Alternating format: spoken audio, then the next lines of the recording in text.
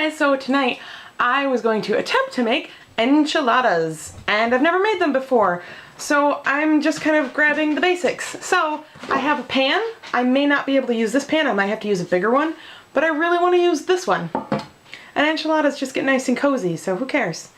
I've got 1 pound of ground sirloin, cheese, side dish of rice, and corn. Bottom of the can, what's wrong with me? Then I've got corn tortillas, green chilies, black beans, and 2 cans of enchilada sauce.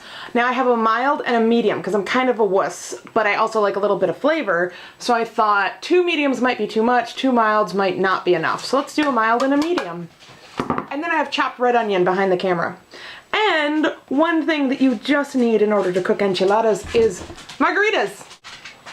Hey, what do you get when you combine literature and alcohol? Tequila Mockingbird. Preheat your oven to 375 degrees. In a large skillet over a high flame or medium high, get some olive oil going and then just cook your hamburger meat until it's done.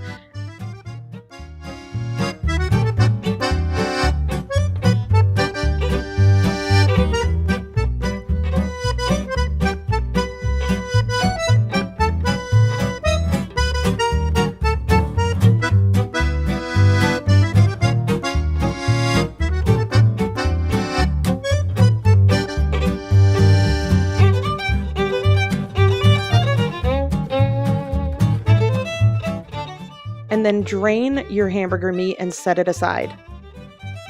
Next, you're going to want to cook those red onions that are chopped, and you basically just cook them until they're brown or soft. It's about 2 minutes.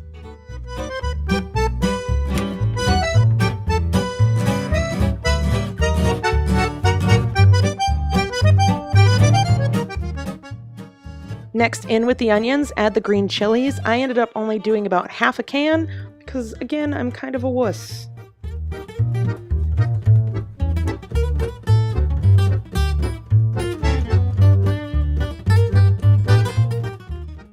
Basically, you're just heating up the chilies. You don't have to cook them too long. And then add in the black beans and the meat that was set aside.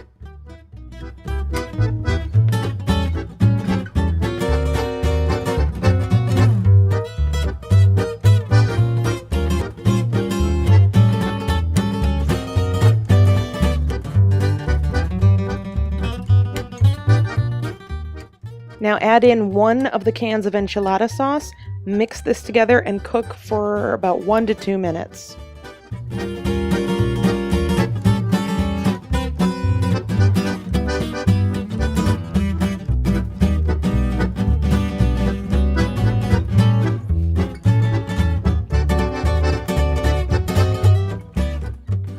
Add in just a couple pinches of the cheese that you're using and give it a good stir. That way you get the cheese inside the enchiladas.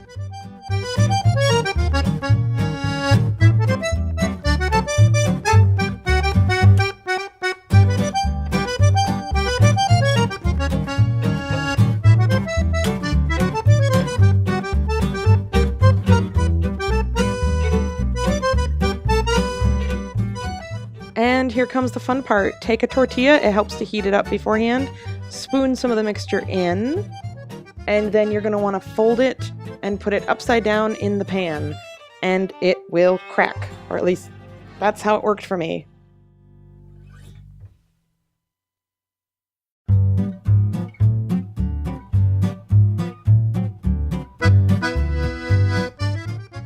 This is when you count and realize the pan is too small. And you go get the big pan and start all over again.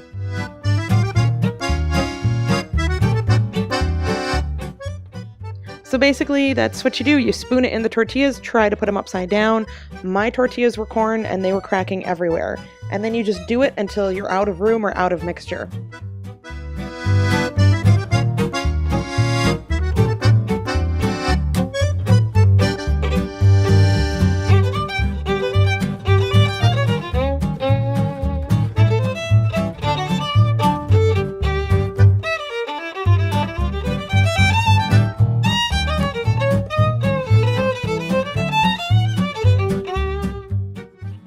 So next you take all of the little enchiladas in their pan,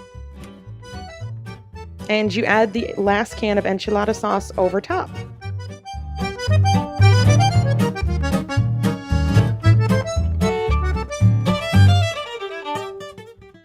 Then take the remainder of the cheese and sprinkle that over top.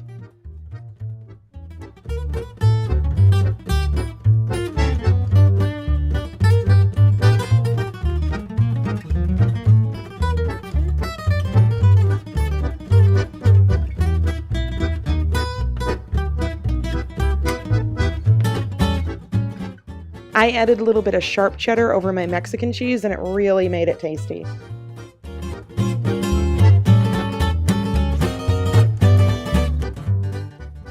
So that's what it looks like, and then you put it in the oven for 20 minutes.